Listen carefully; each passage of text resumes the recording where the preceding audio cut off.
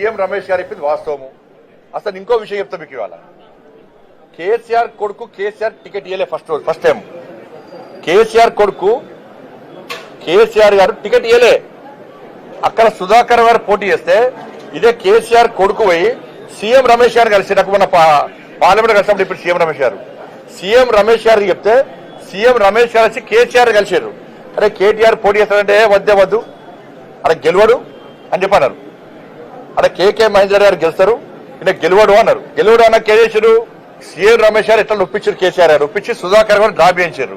అప్పుడు పరిస్థితి ఏంది? కేసీఆర్ పరిస్థితి, కేసీఆర్ కొడుకు పరిస్థితి ముడతల షర్టు, రబ్బర్ చెప్పులు, ఆ ఫోటో చూసినమైతే అది. అప్పుడు సీఎం రమేష్ గారే ఆర్థిక సాయం చేసిండు. సీఎం రమేష్ గారే ఈ కేసీఆర్ కొడుకు ఆర్థిక సాయం చేసిండు.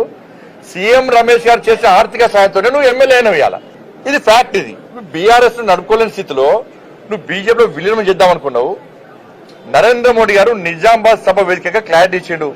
కేసీఆర్ గారు నారికి వచ్చిండు, నాకు ఆరోగ్యం బాగలేదు, నా కొడుకును ముఖ్యమంత్రి చేస్తా అని చెప్పన్నాడు. నేను క్లియర్ గా మాది వారసత్వ రాజకీయాలకు మేము వ్యతిరేకం. ఇవాళ బీఆర్ఎస్ పార్టీ ఏంది? ఎవరి పార్టీ బీఆర్ఎస్? బిడ్డ, కొడుకు, అల్లుడు, ఇంకా సరగుడు కొడుకు, తండ్రి, వీళ్ళ పార్టీ బీఆర్ఎస్ పార్టీ. ఎట్లా ఒప్పుకుంటాం మేము? దేశంలో కాంగ్రెస్ పార్టీ యొక్క వారసత్వ రాజకీయాల వ్యతిరేకంగా మేము ఫైట్ చేస్తున్నాం. మేము ఏ విధంగా గుణపాఠం హిందూ సమాజం చెప్తుందో వాళ్ళ చూపడానికి హిందూ సమాజం సిద్ధంగా ఉంది. కబద్దారు రాష్ట్ర ప్రభుత్వం డివైడ్ చేస్తున్నాను నేను. ఇది మంచి పద్ధతి కాదు. రాష్ట్ర ముఖ్యమంత్రి క్షమాపణలు చెప్పాలి. దీని మీద సంబంధిత అధికారులను వెంటనే సస్పెండ్ చేయాలి. కామారెడ్డిలో వీళ్ళు ప్రకటించింది బీసీ డిక్లరేషన్. వాళ్ళ జరుగుతున్నది ఏంటి? బీసీలకు 5% మాత్రమే ఇచ్చారు, ముస్లింలకు 10% ఇచ్చారు.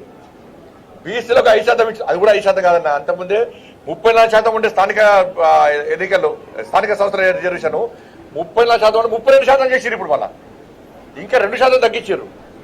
సరే, వాళ్ళు చెప్పేదాని ప్రకారము బీసీలకు ఇచ్చింది 5%, ముస్లింలకు ఇచ్చింది 10%.